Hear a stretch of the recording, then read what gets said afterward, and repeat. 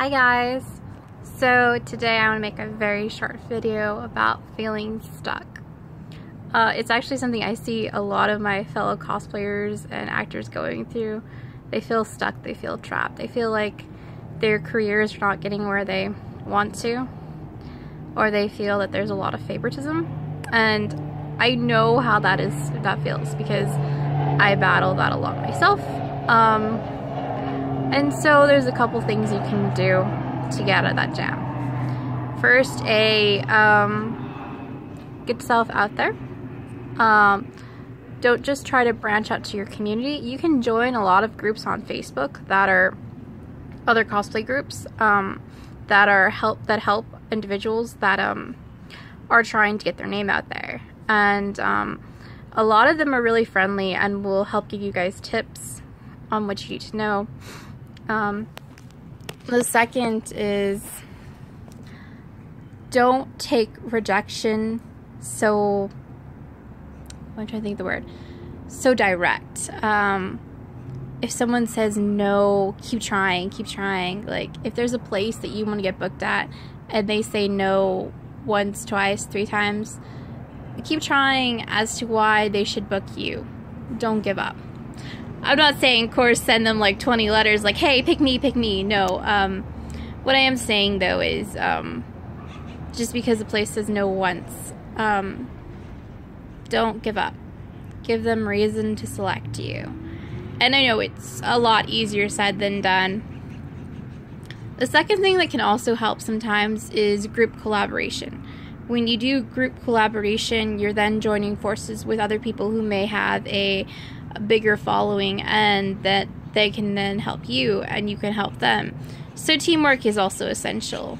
We are not lone wolves in the universe, though we like to think that sometimes. And then the other thing is, sometimes if you think outside the box, like I know one thing that helps me a lot is I don't just do cons.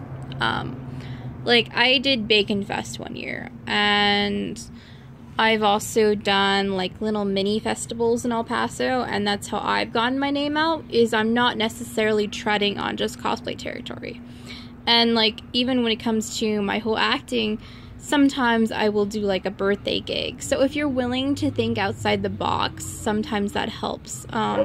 In fact, the next event I'm going to is a sports event. Although I'm not dressing up, I mean, I'm going to talk to people, I'm going to socialize people, and I'm going to let them know what I'm about if they ask. Although it is primarily for my vending, I do sometimes end up falling into conversations about my hobbies and my likes, my interest. And so just by socializing, sometimes that's helpful.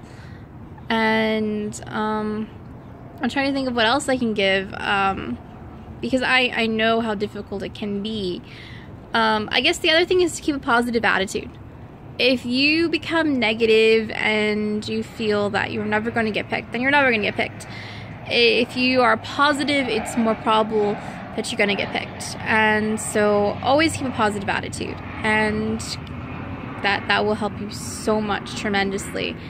Like I said, I know how that is because I myself sometimes struggle with that. Like, I'm going to tell you guys a quick story about an audition I had recently.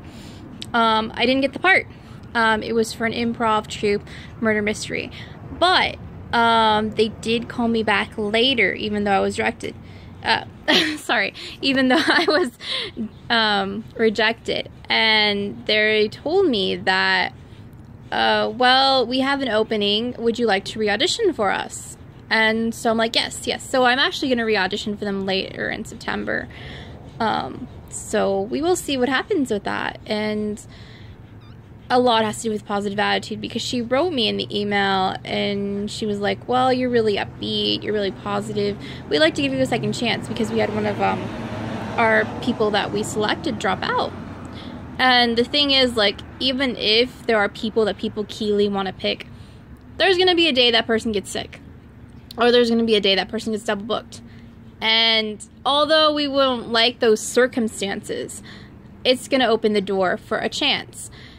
The other thing I've learned in my stage thing, and I can't say it's so true in cosplay, but if you're willing to work events, like if events are asking for volunteers and stuff, if you're willing to step out of the comfort box of I am a showman, and you let people get to know you on a personal level, it's more likely that when the chance comes and they can pick who they want to pick for their events, that they're going to pick the person that they know on a more personal level.